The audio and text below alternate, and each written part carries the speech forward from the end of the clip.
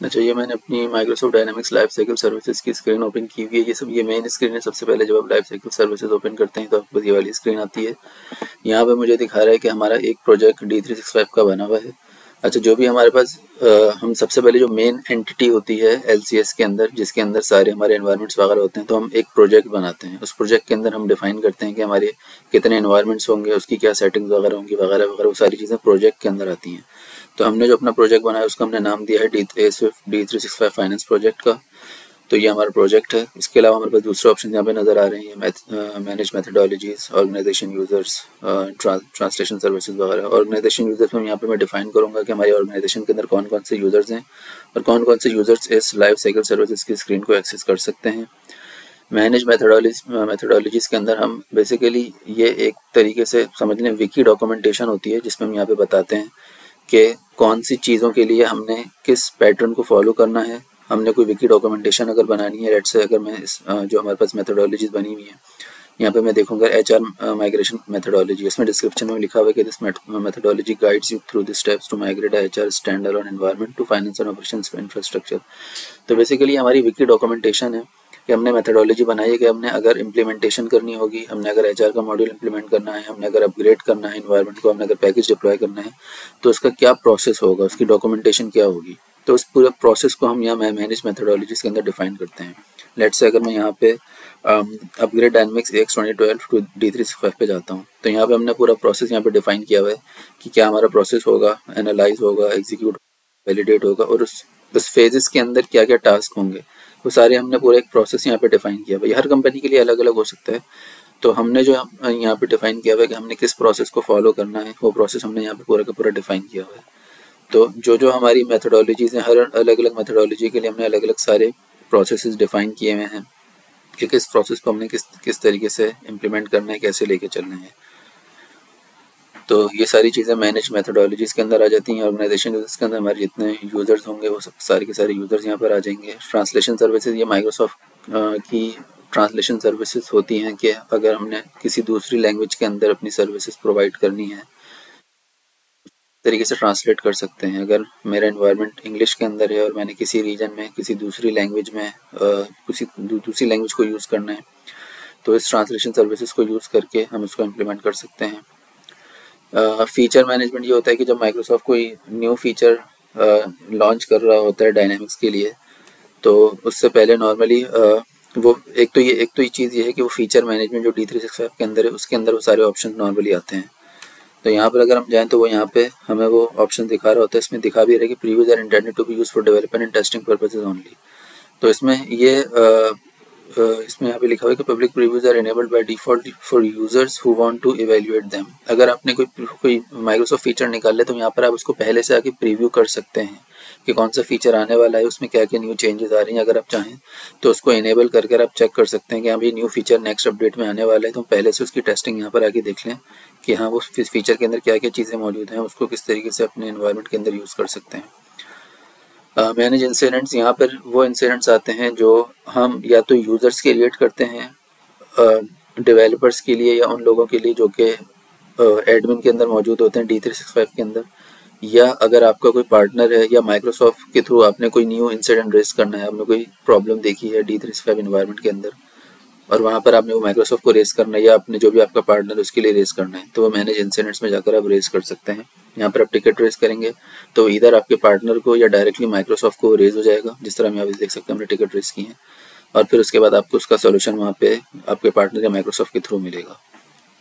Shared asset library, basically हर environment की एक अपनी एसेट लाइब्रेरी होती है, प्लस उसके अलावा एक शेयर्ड एसेट प्रोजेक्ट की एक हर एनवायरनमेंट की नहीं, हर प्रोजेक्ट जिस तरह हमारी D365 प्रोजेक्ट है इसकी एक अपनी एसेट लाइब्रेरी होगी, प्लस एक शेयर्ड एसेट लाइब्रेरी होती है जो कि हमारे प्रोजेक्ट और माइक्रोसॉफ्ट के साथ शेयर्ड होती है। तो जब माइक्रोसॉफ्ट कोई न्यू एनवायरनमेंट अपग्रेड लॉन्च करता है या रिलीज करता है, तो वो उसका एक डिप्लॉयमेंट पैकेज क्रिएट करके हमारी शेयर्ड एसेट लाइब्रेरी के अंदर रख देता है। सो लेट्स से अभी माइक्रोसॉफ्ट का 10.0.34 वर्जन आई थिंक अभी रिलीज हुआ है, तो वो हमारे पास शेयर्ड एसेट लाइब्रेरी के अंदर हमारे पास सॉफ्टवेयर डिप्लॉयबल पैकेजेस के अंदर यहाँ पर मौजूद होगा। तो माइक्रोसॉफ्ट जब वो रिलीज करते हैं तो यहाँ पर आके स्टोर कर देते हैं शेयर्ड एसेट लाइब्रेरी के अंदर। इस तरह आप ये देख सकते हैं कि प्रीव्यू वर्जन आया हुआ है 10.0.34 का, अब अगर इस वर्जन को मैंने डिप्लॉय करना है अपने एनवायरनमेंट के अंदर, तो मैं यहाँ से उसको रिलीज़ करूँगा और अपनी शेयर्ड एसेट लाइब्रेरी के अंदर सेव कर दूँगा, सॉरी अपनी प्रोजेक्ट की एसेट लाइब्रेरी में सेव कर दूँगा। वो कहाँ से हम एक्सेस कर सकते हैं वो मैं भी दिखा दूँगा आपको। और फिर वहाँ पे जाके मैं अपने जिस भी इन्वायरमेंट में मैंने डिप्लॉय करना है, इधर सैंडबॉक्स में या प्रोडक्शन में, तो मैं वहाँ पे जाके उसको डिप्लॉय कर सकता हूँ। सॉल्यूशन मैनेजमेंट में अगर हमने किसी प्रॉब्लम का सॉल्यूशन अगर मैंने सेव करना है, तो मैं सॉल्यूशन मैनेजमेंट के अंदर जाकर उसको सेव कर सकता हूँ। लेट से मैंने अगर कोई पूरा एक प्रोसेस बताना है कि लेट से इनवॉइसेस हमने फ्री टैक्स इनवॉइस किस तरीके से क्रिएट करनी है, या कोई प्रॉब्लम अगर आ रही है उसके अंदर, तो उस प्रॉब्लम को किस तरीके से रिजॉल्व करना है, तो वो यूज़र्स के लिए मैं सॉल्यूशन मैनेजमेंट में जाके एक सॉल्यूशन क्रिएट कर सकता हूँ। तो ये हमारी बेसिक सबसे मेन स्क्रीन है लाइफ साइकिल सर्विसेज की। अब मैं जाता हूँ अपने प्रोजेक्ट के अंदर, जो कि हमारा D365 प्रोजेक्ट है। यहाँ पे मुझे प्रोजेक्ट की डिटेल्स दिखा रहा है कि उसकी पूरी मेथडोलॉजी मुझे यहाँ पे बता रहे हैं कि कौन कौन से उसके फेजेस थे और कब कब वो फेजेस जो है वो इम्प्लीमेंट किए गए हैं। ये दिखा रहे हैं कि अभी कौन सी अपडेट अवेलेबल है। 10.0.34 हमने देखा था कि उसकी प्रीव्यू अपडेट अवेलेबल थी, लेकिन जो जनरल अपडेट है इस वक्त वो अवेलेबल है 10.0.33 की। जब भी कोई न्यू अपडेट अवेलेबल होती है तो यहाँ पे हमें इस साइट पे हमें वो दिख जाती है। जो मेरे एनवायरनमेंट्स हैं, यहाँ पे मेरे पास दो एनवायरनमेंट अभी मौजूद हैं, एक सैंडबॉक्स का एनवायरनमेंट है और एक प्रोडक्शन का एनवायरनमेंट है। आपके एनवायरनमेंट सारे यहाँ पे लिस्ट हुए होंगे। इसके अलावा अगर मैं ऊपर देखूँ तो यहाँ पे मेरे पास जो ये हैमबर्गर ऑप्शन मौजूद है, इसमें ये सारे मुझे ऑप्शंस दिखा रहे हैं कि कौन कौन से ऑप्शन यहाँ पे मेरे पास मौजूद होते हैं। अलर्ट सर्विसेज का है, जो नॉर्मली हम ऑप्शंस यूज़ करते हैं, जिस तरह क्लाउड होस्टेड एनवायरनमेंट का ऑप्शन है। ये मेरा नॉर्मली हमारे जो डेवलपमेंट एनवायरनमेंट होते हैं, वो सारे एनवायरनमेंट हमारे क्लाउड होस्टेड एनवायरनमेंट के अंदर हमें वो दिखा रहा होता है। ये मैंने स्क्रीन ओपन किया, अब इसमें मुझे दिखा रहा है कि मेरे पास दो डेवलपमेंट के एनवायरनमेंट मौजूद हैं। फर्स्ट वन ये वाला और सेकंड ये। एक एनवायरनमेंट मेरे भी डिप्लॉयड जो कि मैंने ओपन किया हुआ है, वाला जो है वो स्टॉप हुआ हुआ है वो। तो ये वाला बेसिक एनवायरनमेंट है। डिपेंड करता है कि आप लोगों के पास कितने एनवायरनमेंट होंगे। कुछ कस्टमर्स कुछ यूजर्स के पास एक एनवायरनमेंट भी हो सकता है, उसके पास मल्टीपल एनवायरनमेंट भी हो सकता है। डिपेंड्स के यूजर की रिक्वायरमेंट क्या है। इस पर जब मैंने क्लिक किया तो मुझे इस एनवायरनमेंट की डिटेल यहाँ पे दिखा रहा है कि मैं एनवायरनमेंट में लॉग इन कर सकता हूँ। बाकी मेरे पास क्लाउड पॉइंट ऑफ सेल के ऑप्शन मौजूद हैं। फुल डिटेल्स, अगर ये अभी सिर्फ एक समराइज डिटेल मुझे एनवायरनमेंट की दे रही है, अगर मैं फुल डिटेल पे क्लिक करूंगा तो मेरे पास पूरी डिटेल ओपन हो जाएगी इस पूरे एनवायरनमेंट की, तो उसमें वो सारे एनवायरनमेंट की डिटेल वगैरह मुझे बता रहा होगा कि यूज़र कौन है, उनकी आईडी क्या है, एक्स्ट्रा एटसेट्रा, वो सारी इन्फॉर्मेशन मुझे वहाँ पे दिखा रहा होगा। वो एनवायरनमेंट स्टॉप कर सकता हूँ, डीएलोकेट कर सकता हूँ, और न्यू एनवायरनमेंट भी चाहूँ तो क्रिएट कर सकता हूँ। डिपेंड्स ऑन माई पैकेज कि माइक्रोसॉफ्ट से मैंने क्या पैकेज लिया हुआ है, मेरे पास एक्सेस है न्यू एनवायरनमेंट क्रिएट करने का कि नहीं। वो सारी चीज़ें मुझे वो एक न्यू विंडो देगा कि आपने किस तरीके का एनवायरनमेंट क्रिएट करना है। इधर डेवलपमेंट एनवायरनमेंट में क्रिएट कर सकता हूँ, टेस्ट एनवायरनमेंट में क्रिएट कर सकता हूँ, उसका वर्जन क्या होगा, ये सारी चीज़ें मुझे यहाँ पे दिखाता है। वो इस तरह मुझसे पूछ रहा है कि डेमो एनवायरनमेंट करना है या डेव टेस्ट एनवायरनमेंट क्रिएट करना है। तो ये हमारे क्लाउड होस्टेड एनवायरनमेंट की स्क्रीन हो गई। इसके अलावा यहाँ पे सपोर्ट का ऑप्शन मेरे पास मौजूद है। अगर मुझे कोई न्यू टिकट क्रिएट करना है माइक्रोसॉफ्ट के लिए, मुझे कोई इशू आ रहा है, मैं इस इशू को फिक्स नहीं कर पा रहा है, मैंने कोई बग देखा एनवायरनमेंट में, तो मैं सपोर्ट में जाके माइक्रोसॉफ्ट को एक टिकट रेस करूँगा और वहाँ से फिर माइक्रोसॉफ्ट के से कम्युनिकेट करके मैं इस इशू को सॉल्व कर सकता हूँ। एसेट लाइब्रेरी, ये है हमारी प्रोजेक्ट की एसेट लाइब्रेरी। इसमें जितने भी हमारे डिप्लॉयबल पैकेजेस होते हैं, वो डिप्लॉयबल पैकेजेस हम यहाँ पर आके सेव करते हैं। उसके अलावा अगर हमने पावर बीआई के ऊपर कहाँ काम कर रहे हैं, तो पावर बीआई से रिलेटेड जो अगर कोई फाइल्स हैं, या अगर हम जब एनवायरनमेंट आई थिंक अपग्रेड कर रहे होते हैं, तो वहाँ पर हमें कुछ गिट की लाइब्रेरीज चाहिए होती हैं, तो वो सारी चीज़ें भी हम यहाँ पर एसेट लाइब्रेरी के अंदर हमारे पास ही मौजूद होती हैं। यहाँ पर आप देख सकते हैं कि मल्टीपल एसेट टाइप्स हमारे पास यहाँ पे मौजूद हैं। मोस्टली जो हम सबसे ज़्यादा काम डेटाबेस का बैकअप भी हमारे पास यहाँ पर होता है, वो भी हम यहाँ पर स्टोर कर सकते हैं। हम डेटाबेस जब डेटाबेस इंपोर्ट एक्सपोर्ट कर रहे होते हैं, तो वो फाइल हम यहाँ पर आके सेव करते हैं। या जब हमारा जो प्रोडक्शन एनवायरनमेंट है D365 का, उसमें हमारे पास, मैं अभी वो स्क्रीन भी दिखाऊंगा, इसमें हमारे पास ऑप्शन बिल्ट इन ऑप्शन होता है LCS के अंदर ही कि हम डेटाबेस को की बैकअप फाइल सेव कर सकते हैं। तो जब वहाँ से डेटाबेस की बैकअप फाइल सेव करते हैं, तो वो फाइल यहाँ पर आके ऑटोमेटिकली स्टोर हो जाती है। यहाँ से हम आके उसको डाउनलोड कर सकते हैं, और अगर हम किसी और एनवायरनमेंट में जाकर उसको पब्लिश करना है तो फिर डाउनलोड करके वहाँ से पब्लिश कर सकते हैं। सबसे ज़्यादा जो चीज़ हम एसेट लाइब्रेरी के अंदर यूज़ करते हैं वो होता है सॉफ्टवेयर डिप्लॉयबल पैकेजेस। हमारे जितने भी डिप्लॉयमेंट पैकेजेस होते हैं जो हम अपने डेवलपमेंट एनवायरनमेंट में बनाते हैं, वो नॉर्मली हम यहाँ पर आके उसको सेव करते हैं, और यहाँ से फिर हम आगे उसको जो है डिप्लॉय करते हैं अपने सैंडबॉक्स या प्रोडक्शन एनवायरनमेंट के अंदर। उसके अलावा जब जिस तरह मैंने पीछे देखा है कि शेयर्ड एसेट लाइब्रेरी के अंदर हमारे पास माइक्रोसॉफ्ट की अगर कोई एनवायरनमेंट की अपडेट आती है, तो वहाँ से भी हम सेव जब हम उसको करते हैं तो इधर आके सेव होती है। लेट्स से जब लास्ट मैंने सेव किया 10.0.33 सर्विस अपडेट, तो यहाँ पर मेरे पास आके सेव हुई भी है। मैं इसको चाहूँ तो यहाँ से मैं इसको पब्लिश कर सकता हूँ अपने UAT यानी कि सैंडबॉक्स या प्रोडक्शन एनवायरनमेंट के अंदर भी। तो जो भी डिप्लॉयबल पैकेजेस हैं वो सारे के सारे हमारे इस प्रोजेक्ट की एसेट लाइब्रेरी के अंदर मौजूद होते हैं। तो ये हमारे पास हो गई एसेट लाइब्रेरी। इसके अलावा प्रोजेक्ट की सेटिंग्स, कौन कौन से यूज़र्स यहाँ पर हमारे पास हैं। प्रोजेक्ट सेटिंग में अगर मैं जाऊँगा तो प्रोजेक्ट की सेटिंग जो कोर हमारी सेटिंग्स हैं इस D365 प्रोजेक्ट की, वो सारी की सारी मैं यहाँ पे देख सकता हूँ। उस सेटिंग को मैं अपडेट कर सकता हूँ। मेरे पास अपडेट्स कौन कौन सी आने वाली हैं। अगर मुझे किसी अपडेट को पॉज करना है, अपडेट कैलेंडर में यहाँ पे चेक कर सकता हूँ कि नेक्स्ट अपडेट कौन कौन सी आने वाली है माइक्रोसॉफ्ट की। हमारे पास ये भी ऑप्शन मौजूद होता है, माइक्रोसॉफ्ट हमें प्रोवाइड करता है कि हम नेक्स्ट 3 अपडेट्स पॉज कर सकते हैं जो कि आने वाली हैं D365 की। तो अभी आप जिस तरीके से देख सकते हैं कि नेक्स्ट अपडेट जो कि 13 मई को जो है वो अप्लाई होने वाली है, मैंने ऑलरेडी पॉज की हुई है। ये अब डिपेंड करता है हमारी अपनी रिक्वायरमेंट के ऊपर कि अगर हम अपडेट पॉज करना चाहें, हम नेक्स्ट अपडेट नहीं लेना चाहें, हम बोलें कि भाई एक अपडेट हम पॉज करें, उसके बाद नेक्स्ट ऑटोमेटिक अपडेट हम जो है वो अप्लाई करना चाहेंगे, तो मैक्सिमम 3 अपडेट्स एट वंस जो हम पॉज कर सकते हैं। तो ये ऑप्शन हो गया हमारे पास प्रोजेक्ट सेटिंग्स का।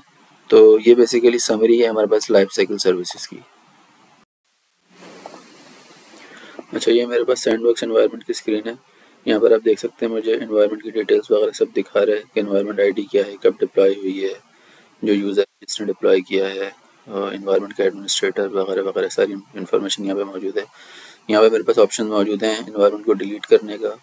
मेंटेन का ऑप्शन है। मेंटेन के अंदर हमारे पास मोस्टली सबसे ज़्यादा हम मेंटेन के ऑप्शंस को यूज़ कर रहे होते हैं।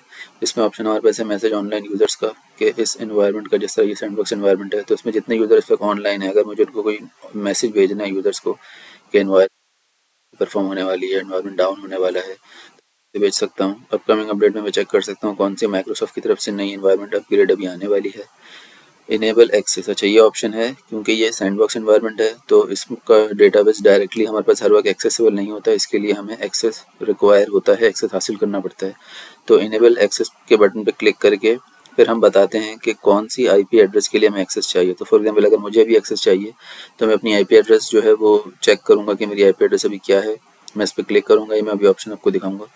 इस पर क्लिक करने के बाद वो मुझसे पूछेगा कि आपको IP एड्रेस कौन सा है, किस मशीन के लिए आपको चाहिए। मैं IP एड्रेस डालूंगा तो फिर मुझे वो मेरा एक्सेस इनेबल हो जाएगा। उसके बाद मैं SQL सर्वर को एक्सेस कर सकता हूँ। उसके लिए एक स्टेप और है जो नीचे डेटाबेस अकाउंट लिखा हुआ है, यहाँ पर मुझे वो रीज़न देना पड़ेगा कि किस रीज़न के लिए मुझे डेटाबेस का एक्सेस चाहिए। तो उसके बाद फिर मुझे 8 आवर्स के लिए एक्सेस मिल जाएगा डेटाबेस का, मुझे क्रेडेंशियल्स मिल जाएंगे, यूज़र नेम और पासवर्ड, उसके थ्रू फिर मैं सैंडबॉक्स के डेटाबेस को एक्सेस कर सकता हूँ। इसके अलावा यहाँ पर अप्लाई अपडेट का है। अगर मेरे पास कोई पैकेज मौजूद है जिसको मुझे डिप्लॉय करना है सैंडबॉक्स के अंदर, तो मैं यहाँ अप्लाई अपडेट पे क्लिक करूँगा तो एक न्यू स्क्रीन खुलेगी, वो भी मैं भी दिखाता हूँ। उसमें मेरे पास सारे पैकेजेस मौजूद होंगे। जिस पैकेज को भी मुझे डिप्लॉय करना होगा मैं उसको सेलेक्ट करके सैंडबॉक्स में डिप्लॉय कर सकता हूँ। मूव डेटाबेस का ऑप्शन है। ये ऑप्शन हमारे पास है इम्पोर्ट या एक्सपोर्ट डेटाबेस करने के लिए। अगर मुझे इस सैंडबॉक्स में कोई डेटाबेस इंपोर्ट करना है, लेट्स से नॉर्मली हम प्रोडक्शन का डेटाबेस लेकर आते हैं, अगर क्योंकि हमारा सारा काम प्रोडक्शन में हो रहा होता है, वहाँ पे डेटा का ज़्यादा काम मेनली होता है, और सैंडबॉक्स का डेटा जब पुराना हो जाता है तो नॉर्मली हम ये करते हैं कि सैंडबॉक्स प्रोडक्शन वाला डेटा उसको रीस्टोर कर देते हैं सैंडबॉक्स के अंदर, ताकि हम अपनी टेस्टिंग वगैरह सही से परफॉर्म कर सकें। या अगर मुझे डेटाबेस यहाँ से एक्सपोर्ट करना है, जो डेटा इसके अंदर मौजूद है वो किसी और इन्वायरमेंट में लेके जाना है, तो वो भी मैं यहाँ से कर सकता हूँ। मैं इसको क्लिक करूँगा तो एक न्यू मेरे पास विंडो खुलेगी, उसमें डेटाबेस इंपोर्ट और एक्सपोर्ट दोनों का ऑप्शन मौजूद होगा। सर्विस रीस्टार्ट करने का ऑप्शन है।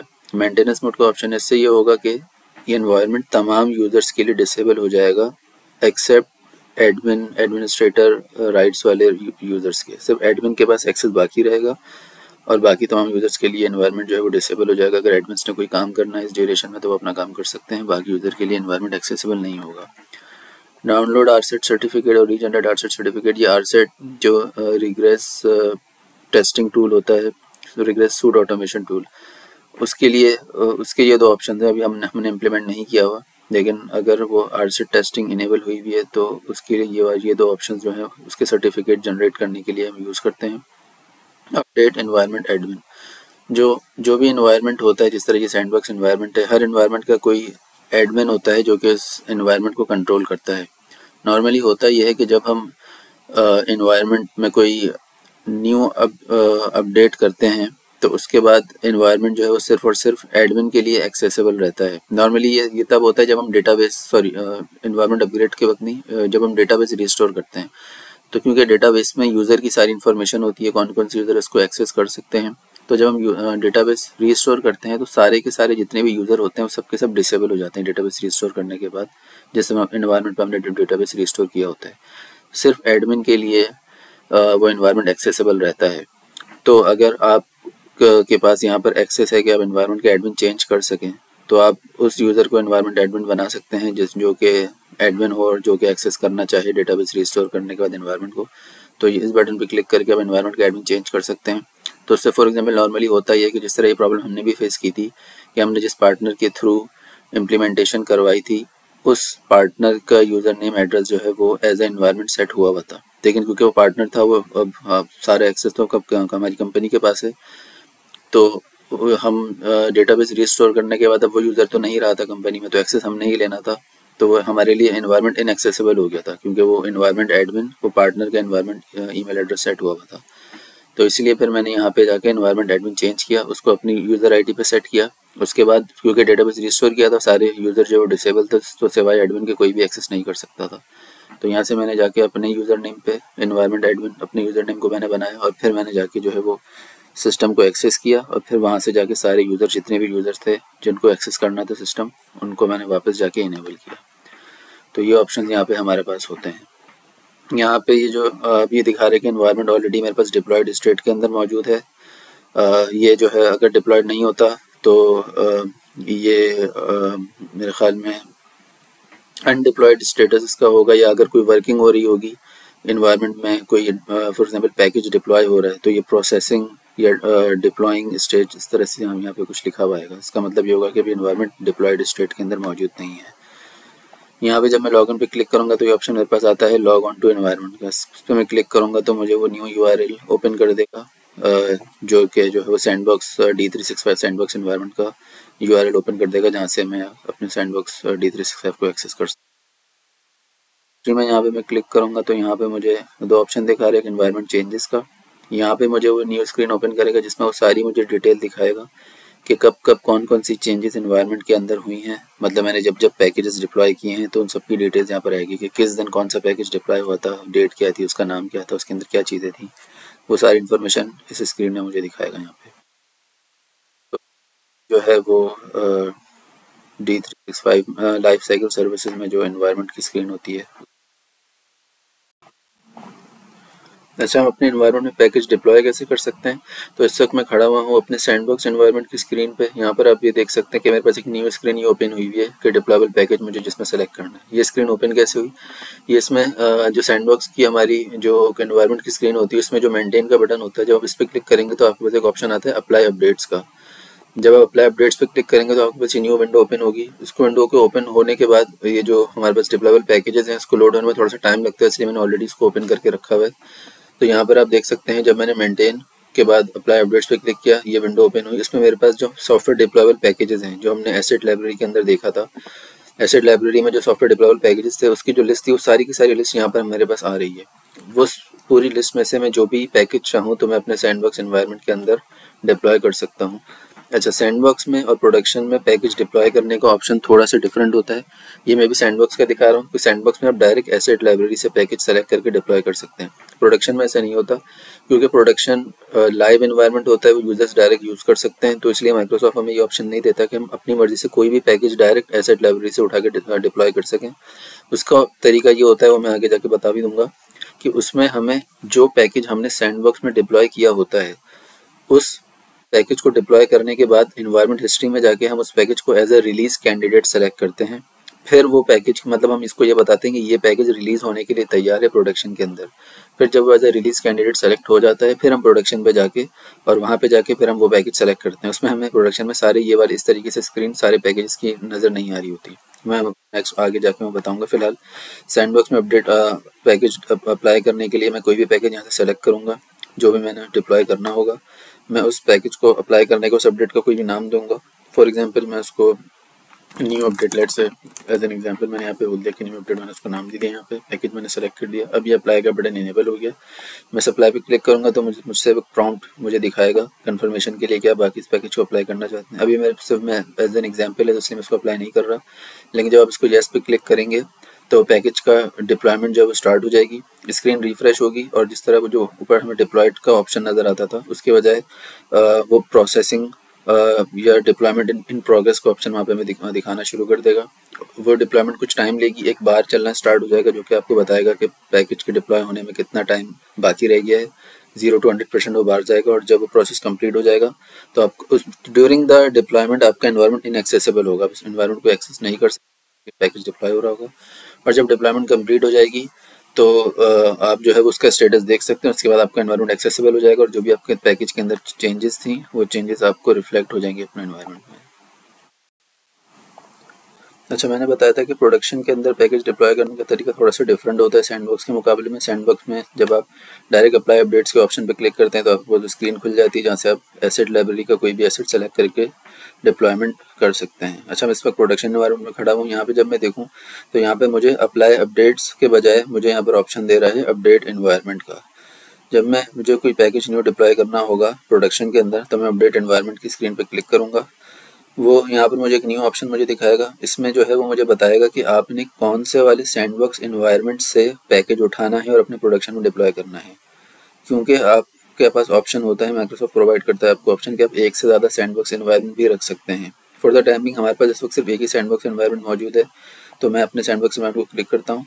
तो यहाँ पर मुझे जितने मैंने पैकेजेस सैंडबॉक्स पे डिप्लॉय किए और उस डिप्लॉय करने के बाद उसको mark as release candidate select किया तो वो सारे रिलीज कैंडिडेट वाले पैकेजेस मुझे यहाँ पे शो करेगा। उन पैकेजेस में से मैं कोई पैकेज सेलेक्ट कर सकता हूँ। उसके बाद सैंडबॉक्स में ये था कि हमने जैसे ही अप्लाई किया था तो डायरेक्टली उसी टाइम पैकेज डिप्लॉय होना शुरू हो गया था।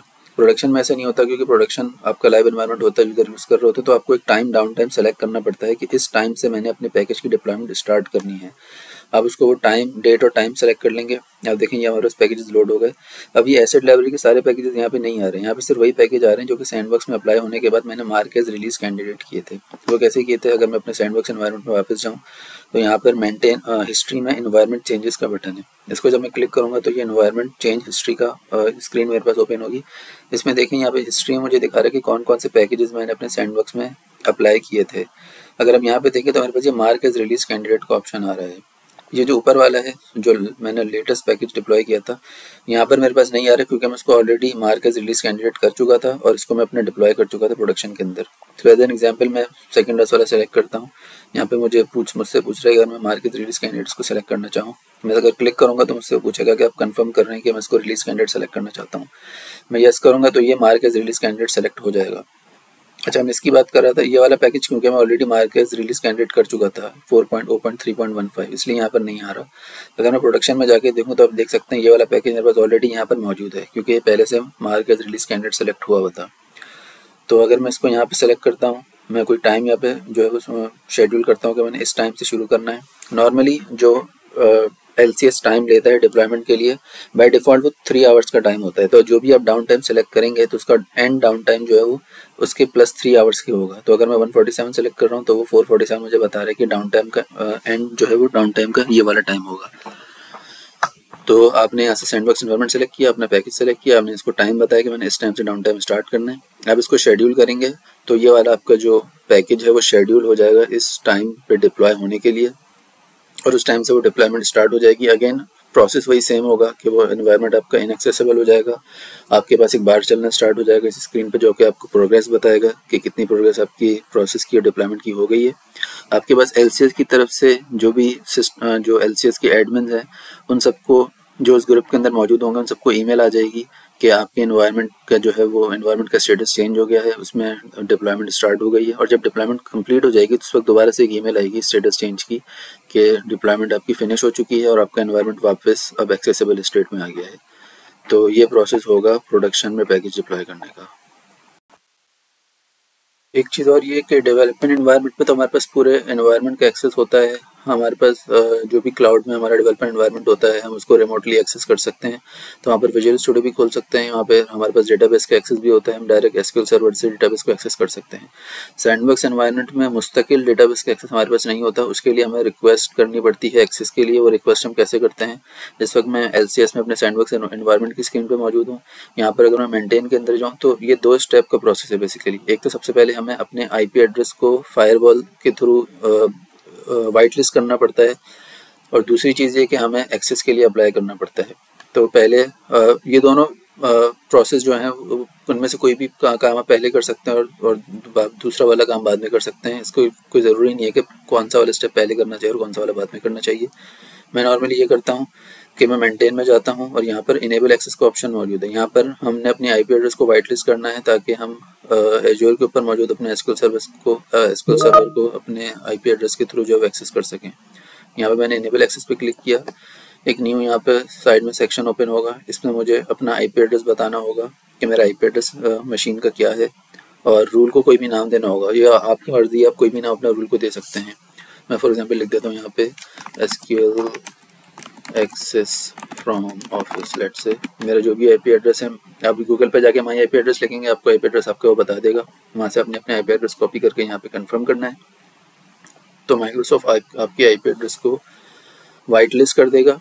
ये सेम लोकेशन के लिए, लेट्स से अगर आप घर पे हैं और आपने वहाँ से IP एड्रेस डाला है, तो क्योंकि ये शेयर्ड IP एड्रेस होता है तो ये लोकेशन आपकी चेंज होगी तो IP एड्रेस भी चेंज हो जाएगा। और अगर लोकेशन चेंज होगी और IP एड्रेस चेंज हो गया तो फिर आप उस नए IP एड्रेस से सेम यानी इनबाउंड लॉग या रूल के तहत आप दोबारा से उसको एक्सेस नहीं कर सकेंगे। तो अगर आपने लोकेशन चेंज कर ली तो फिर आपको नए वाली IP एड्रेस के थ्रू दोबारा से वाइट लिस्ट करना पड़ेगा और फिर आप SQL सर्वर सैंडबॉक्स का एक्सेस कर सकते हैं। ये प्रोसेस नंबर 1 है जिसमें आपने IP एड्रेस को वाइट लिस्ट करना होगा। सेकंड प्रोसेस ये है कि आपको एक्सेस के लिए अप्लाई करना है सैंडबॉक्स के डेटाबेस के। अब यहाँ पे जाएंगे तो यहाँ पर आप बताएंगे कि आपने कौन सा डेटाबेस को किस पर्पस के लिए एक्सेस करना है। एक आपके पास रीड ऑनली का ऑप्शन है AX के लिए, और एक राइट का ऑप्शन भी मौजूद है। इसी तरह जो हमारा एंटिटी स्टोर होता है उसके लिए भी हमारे पास एक अलग से डेटाबेस मौजूद होता है, उसका एक्सेस जो है वो आप अलग से उसके लिए अप्लाई कर सकते हैं। फॉर एग्जांपल मैंने सिर्फ मुझे डेटाबेस को रीड करना है, उसके लिए मुझे डेटाबेस का एक्सेस चाहिए, तो मैं पहला वाला ऑप्शन सेलेक्ट करूँगा, रीड ऑनली टू AX वाला। यहाँ पर मैं डिटेल बताऊंगा कि मुझे किस पर्पस के लिए मुझे चाहिए। इससे कोई फ़र्क नहीं पड़ता कि हम यहाँ पे क्या डिटेल्स लिखते हैं, क्योंकि आपको एक्सेस मिल जाएगा। ये सिर्फ लॉगिंग पर्पस के लिए कि नेक्स्ट टाइम अगर आपने कभी हिस्ट्री देखनी होगी कि मैंने किस टाइम पे एक्सेस किया था और किस रीज़न के लिए किया था, तो वो आप यहाँ पे डिटेल्स यहाँ पे लिख सकते हैं। मैं फॉर एग्जाम्पल लिख देता हूँ यहाँ पे फॉर टेस्टिंग पर्पसेस। मैंने यहाँ पे लिखा, मैंने रिक्वेस्ट एक्सेस किया, तो वो 8 आवर्स के लिए माइक्रोसॉफ्ट आपको एक्सेस प्रोवाइड करता है, आपको क्रेडेंशियल्स देगा, यूजर नेम एंड पासवर्ड, जिस क्रेडेंशियल्स के थ्रू आप जो है वो एक्सेस कर सकते हैं अपने डेटाबेस को। प्रोसेस में मेरे ख्याल में कुछ हार्डली 10-15 सेकंड में ये प्रोसेस लेता है और उसके बाद आपको क्रेडेंशियल्स प्रोवाइड कर देगा। इसमें बता रहे हो एक्सेस फॉर JIT एक्सेस, यानी कि just in time access has been successfully submitted. आपकी स्क्रीन पे जो है वो ये यूजर नेम पासवर्ड आ जाएगा और 8 आवर्स के लिए आप एक्सेस कर सकते हैं। जब आप स्क्रीन को रिफ्रेश करेंगे तो यहीं डेटाबेस अकाउंट के नीचे आपको वो यूजर नेम पासवर्ड दिखाना शुरू कर देगा। उस यूजर नेम पासवर्ड को आप अपने SQL सर्वर मैनेजमेंट स्टूडियो पर ओपन करके आप यूजर नेम पासवर्ड एंटर करें और आप अपने डेटाबेस को एक्सेस कर सकते हैं। तो ये आप देख सकते हैं कि यहाँ पे सैंडबॉक्स एनवायरनमेंट की स्क्रीन में मुझे डेटाबेस की इन्फॉर्मेशन यहाँ पे दिख रही है। इधर डेटाबेस का नेम, यूजर नेम, पासवर्ड मुझे यहाँ पे दिखा रही है। इस क्रेडेंशियल को यूज़ करते हुए मैं अपने SQL मैनेजमेंट स्टूडियो के थ्रू अपने डेटाबेस को सैंडबॉक्स के यहाँ से एक्सेस कर सकता हूँ।